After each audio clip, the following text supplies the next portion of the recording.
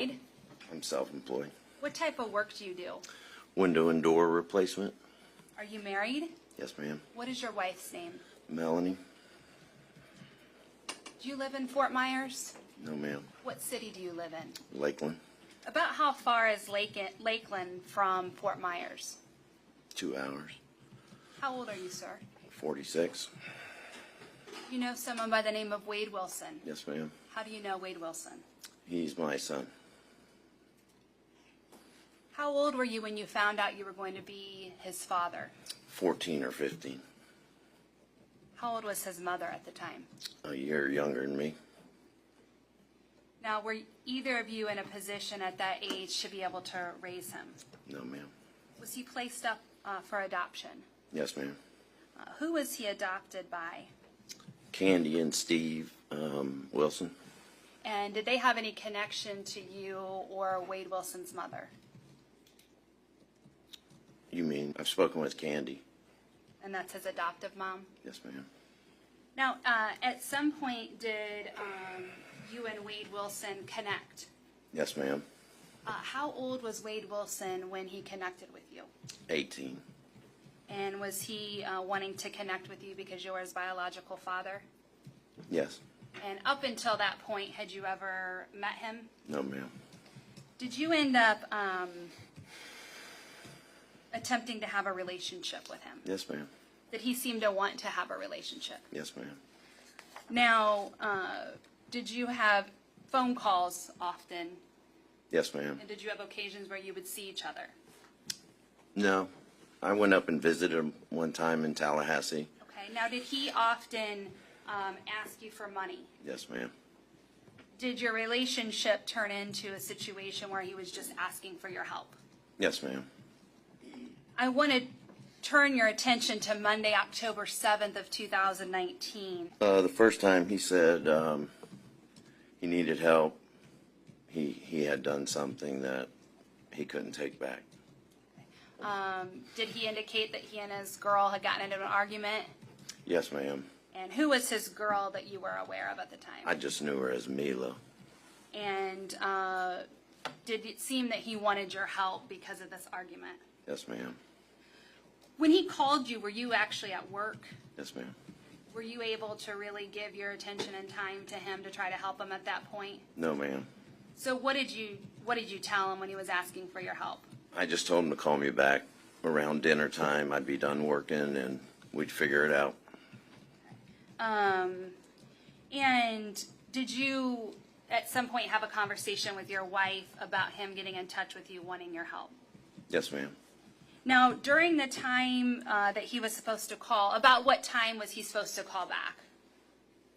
I told him around dinner time.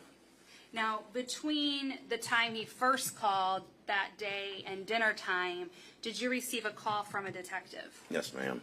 And was that detective looking for your son? Yes, ma'am.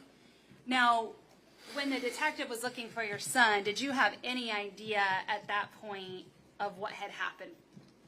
No, ma'am. Did the detective want you to try to help them get in touch with your son? She just gave me a number and said if he calls you back, we need to talk to him. Okay. Now, did he end up calling you later that evening? Yes, ma'am. And what did he tell you in that call that evening? The final call? Nope, the call before the final call. He just told me, he did something. There was 2 people gone that would not be back. He said, I'm a killer. I just told him to call me back. I just thought it was another story, So at this point, when he says that there were 2 people that wouldn't be with us and that he was a killer, did you put a lot of weight into that? No, ma'am. Did you think he was just telling you a story? He's a good storyteller. So did he then call you back a third time? Yes, ma'am. What time did he call you back? It was around 10 o'clock. I want to go back to that dinner time call. When he talked about these two people who were no longer with us and that he was a killer, did he show any type of remorse? No, ma'am. So let's go now to the 10 o'clock call. Again, your wife knew about kind of what was going on during that day. Yes, ma'am. And when he called back at 10, did he go into more details about what he had told you earlier? Yes, ma'am. So let's start with the first girl. If you could tell the jurors, what did he tell you? He just said he met a girl at a bar. They went back to her house, hung out for a little bit, and then she fell asleep.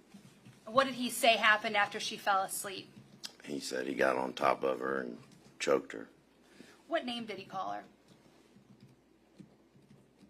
Did he refer to her in a derogatory term? He said, I choked that bitch. Okay. And what did he say he did after he choked her?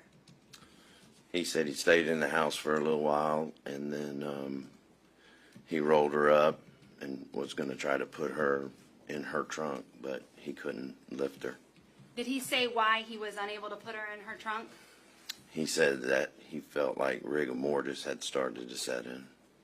And does rigor mortis make your body stiff? You didn't know? I think so.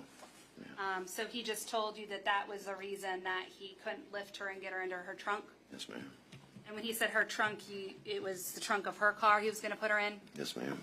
So what did he tell you he did when he couldn't get her